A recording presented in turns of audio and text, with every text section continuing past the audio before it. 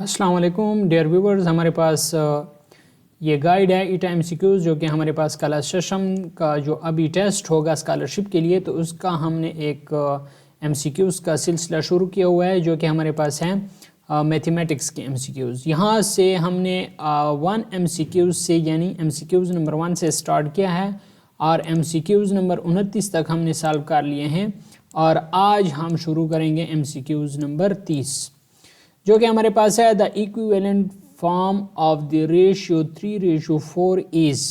तो 3 को 2 से ज़रब दें, 4 को 2 से ज़रब दें तो 3 दूनी 6, 4 दूनी 8, 6:8। ठीक है।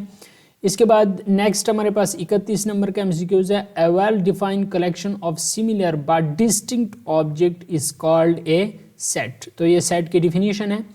32 नंबर का एमसीक्यूज़ है empty set is denoted by. Empty set को हम इस तरह डिनोट करते हैं, या तो ये खाली सेट होगा या इस तरह गोल दायरा लगा के और इस पर हम एक लाइन लगा देते हैं, तो ये हम एम्प्टी सेट को इस तरीके से जाहिर करते हैं। ऑप्शन 2 हमारे पास करेक्ट होगा। इसके बाद हमारे पास 33 नंबर का एमसीक्यूज़ है कि a set that consist of a limited number of elements is called a an या सेट। तो ये हमारे पास कौन सा सेट होगा? फाइनाइट सेट होगा, जिसमें हमारे पास जो नंबर होते हैं वो हम गिन सकते हैं। तो ये हमारे पास कौन सा सेट होता है? फाइनाइट सेट होता है। 34 नंबर का एमसीक्यूज़ है the cardinality of set M 5, 10, 15, 20, 25 इस। तो इसमें कितने एलिमेंट हैं?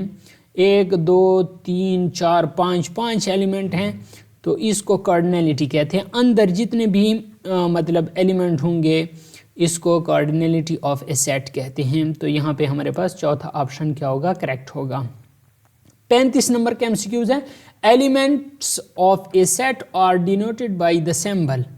ठीक है, तो इसके लिए ये दूसरा जो है ये हम इस्तेमाल करते हैं, जो हमारे पास होता है एलिमेंट ऑफ ए सेट और डिनोटेड बाय द सिंबल। तो ये दूसरा ऑप्शन हमारे पास करेक्ट होता है कि हम किस सिंबल से जाहिर करते हैं कि ये एलिमेंट फलां सेट का या ये एलिमेंट सेट का मेंबर है।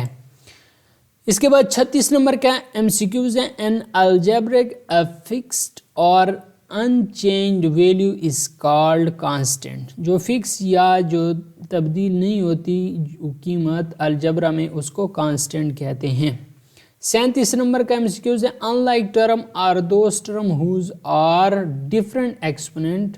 तो ये हमारे पास होता है वेरिएबल। दूसरा ऑप्शन हमारे पास क्या होगा? करेक्ट होगा। 38 नंबर का एमसीक्यूज़ है इन 3x का स्क्वायर 2 इज दी। 2 क्या है? ये एक्सपोनेंट है। एक्सपोनेंट की जगह पावर भी आ सकती है।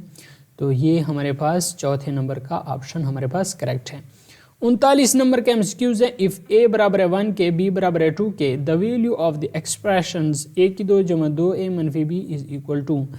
तो a की जगह हम 1 पुट कर लेंगे, 1 का स्क्वायर 1 आ जाएगा, जमा 2 और 1 की जगह 1 पुट कर लेंगे, 2 एकम 2, 1 जमा 2 मनफी b हमारे पास कितना आ जाएगा? 2।